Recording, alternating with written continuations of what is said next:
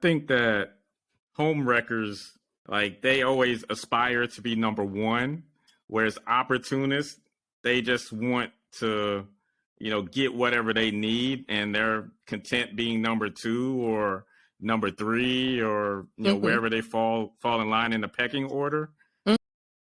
Just talk about your thoughts when it comes to comparing a home wrecker to an opportunist. Well, the title is I'm Not a Homewrecker Opportunist. Basically, the homewrecker, as everyone would think, is just, either side, be it the woman that's the mistress. In this particular novel, I have a male and a female that are in the mistress type of category. But the mindset of what I'm doing here, the reason why I named it that is that she's explaining that, she's not just someone that woke up in the morning and saw a guy and said, I'm going to wreck his home, I'm going to get with him or whatever else. It was she's telling her situation and how she kind of fell into the situation, things that happened to her in her past to bring her to the mindset of, the homewrecker, or just even an opportunist. Basically, she tells her side of the story to say that she's trying to, she was never, she wasn't one that was born with a silver spoon in her hand. However, these different things that happen in her life, she has, as you read the book, I don't want to give it away, she has a lot of tragedies to happen to her, and it kind of shaped her way of thinking. It shaped her way of doing things and everything. So, not that, when you think of the mistress and the homework and all that kind of stuff, that they're a bad person. I tried to show, she was never given like an opportunity to really learn the appropriate way. So that's how, I'm saying all of this to say that I don't want to give it away, but I'm telling her background and giving, not to make an excuse for her, but I'm giving more of, her upbringing, that you understand where she's coming from. Right. She knows how to play the hand that she was dealt, for the most part. Exactly. I said all that to say what you said, the hand that she's dealt. Okay, cool.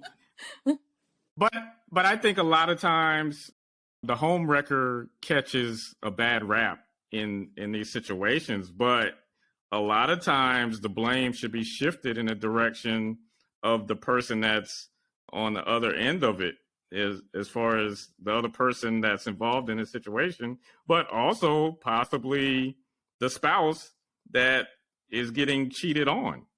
Yeah. I mean, maybe they're not doing what they need to do to keep their partner happy. So they're opening up the door for the home to be wrecked. Just speak on that. You almost sound like you were sitting there writing it with me, LaTroy. But you're absolutely right.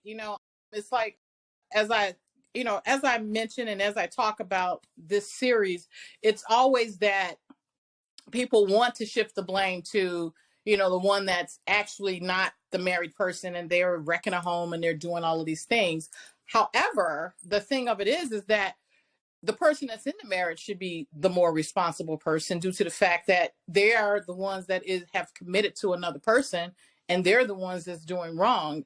The other person that's kind of, that's the mistress and the person that basically has nothing to lose. Once again, people tend to put all the blame on that person. But like you said, the person that's in the relationship has a responsibility as well. And as I tell her story in this second book, I'm Not a Homewrecker Opportunist, maybe, you kind of find out that he kind of went at her. So who's really to blame, So everyone, right. Once again, when I talk about this, everyone has responsibility in this. Everyone brings something to the table. Everyone is contributing to whatever the outcome is. So, not to just, I don't think people should look at it as it's just this person's fault or that person's fault. Everyone that's included in it has a responsibility.